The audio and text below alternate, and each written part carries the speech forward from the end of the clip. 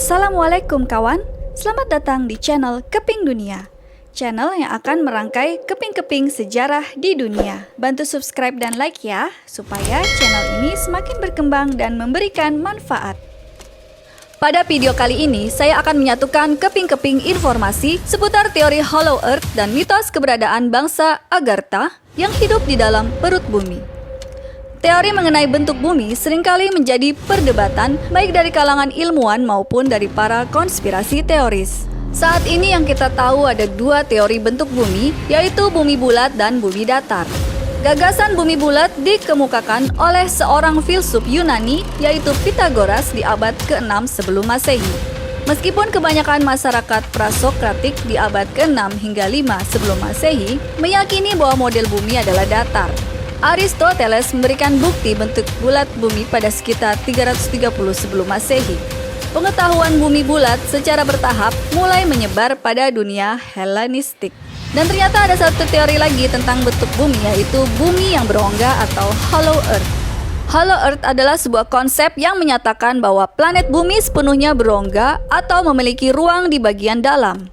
Kisah ini pertama kali dicetuskan oleh seorang okultis asal Perancis, Alexandre Saint-Yves d'Alphedre, lewat buku Vision de l'Inde en Europe di tahun 1886. Buku tersebut diklaim Saint-Yves sebagai kesaksian yang meyakinkan terhadap keberadaan bangsa Agartha.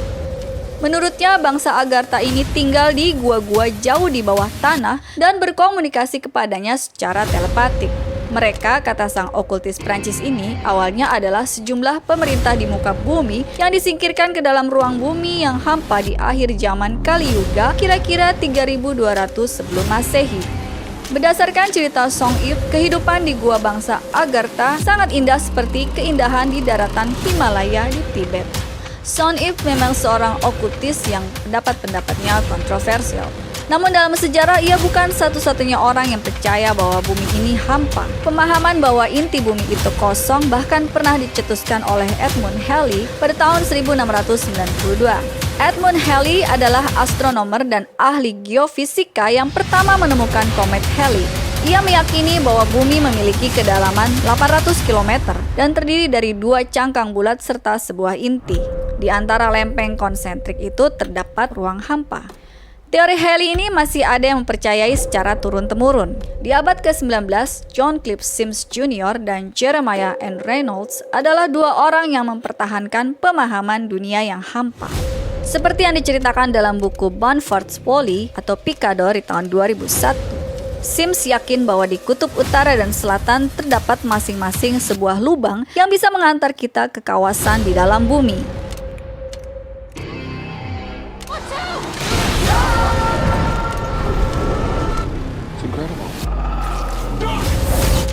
Lalu bagaimanakah dengan bangsa Agartha? Apakah itu mitos atau fakta? Cerita bangsa Agartha hingga kini masih dianggap sebagai mitos yang memiliki akar dalam kultur Hindu. Nama Agartha sendiri konon diambil dari Aryavarta. Aryavarta juga terkait erat dengan sebuah tempat dalam kultur Buddha Tibet bernama Shambhala yang artinya tempat penuh kedamaian. Sebenarnya legenda Agartha ini telah diceritakan sejak zaman kuno berkaitan dengan kisah Hades dari Yunani, legenda Nordik, dan legenda Sheol dari Yahudi. Bahkan dalam Islam juga diceritakan Raja Zulkarnain yang membangun sebuah dinding di timur untuk membendung bangsa Yajus Majus. Populernya nama Agartha muncul sejak Jules Verne menulis sebuah novel di tahun 1864 yang berjudul Journey to the Center of the Earth.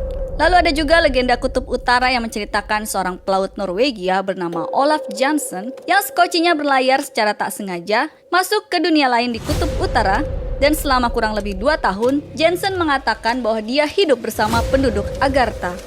Menurut Ferdinand Anthony Ossendowski dalam bukunya Beasts, Men, and Gods, disebutkan bahwa terowongan yang mengelilingi bumi berada di bawah Pasifik dan Samudra Atlantik. Terowongan ini dibangun oleh penduduk dari peradaban praglasial Hyperborea.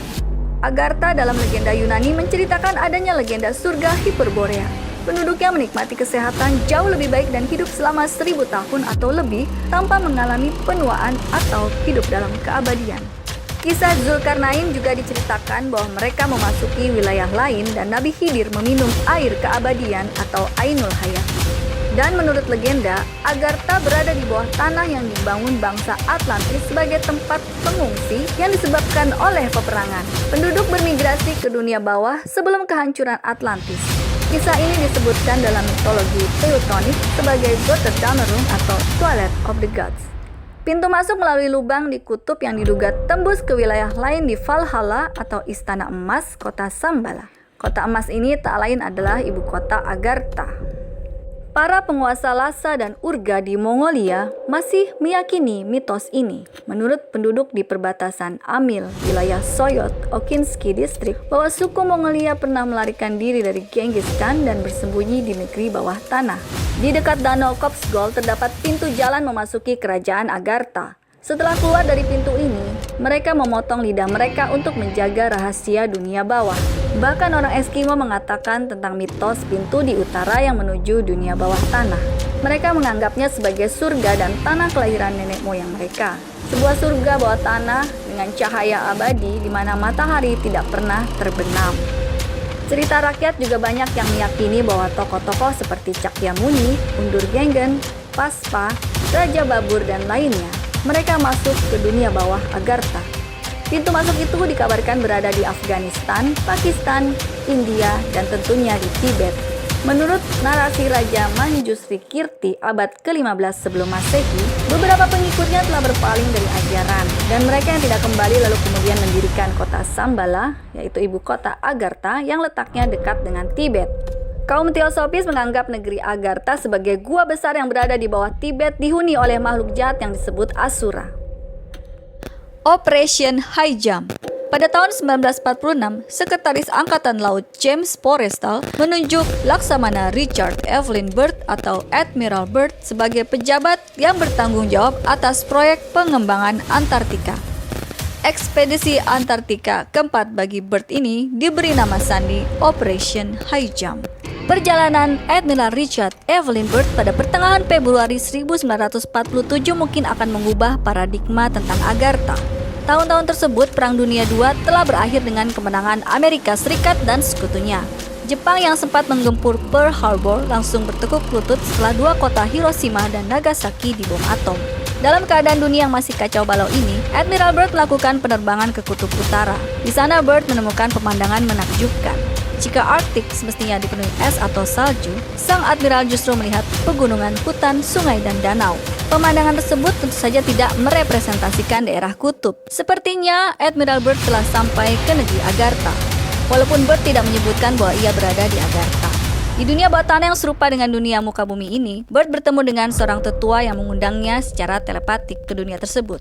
Sang tetua secara umum mengeluhkan kebrutalan manusia dalam tahun-tahun terakhir. Manusia bawah tanah memperingatkan ancaman kemunduran peradaban muka bumi yang disebabkan oleh perang.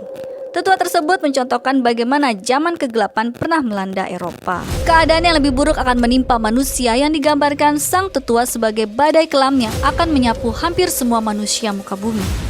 Byrd diundang ke dunia bawah bumi demi menyampaikan pesan penegakan perdamaian sebelum terlambat.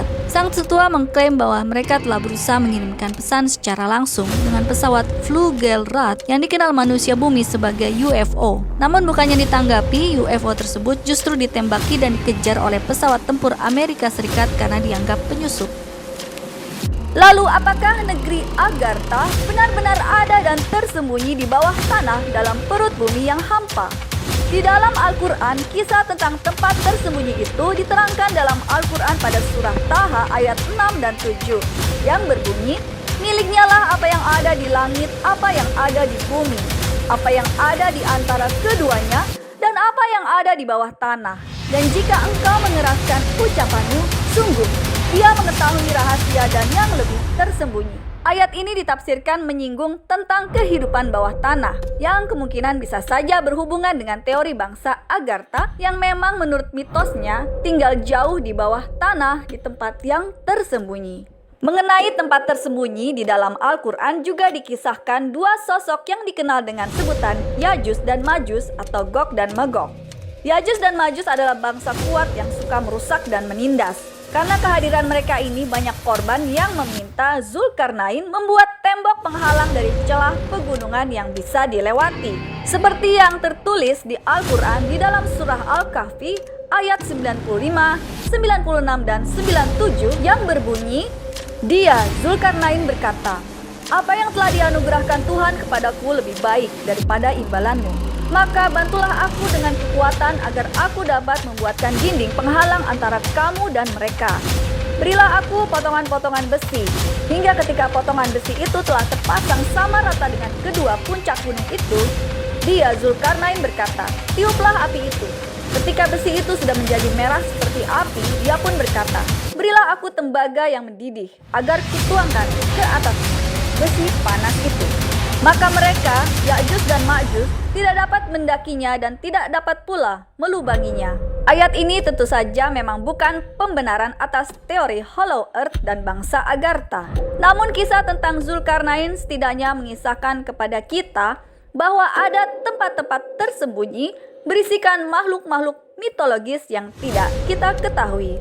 Dan sesungguhnya hanya Allah lah yang maha mengetahui. Terima kasih sudah menonton video ini sampai akhir.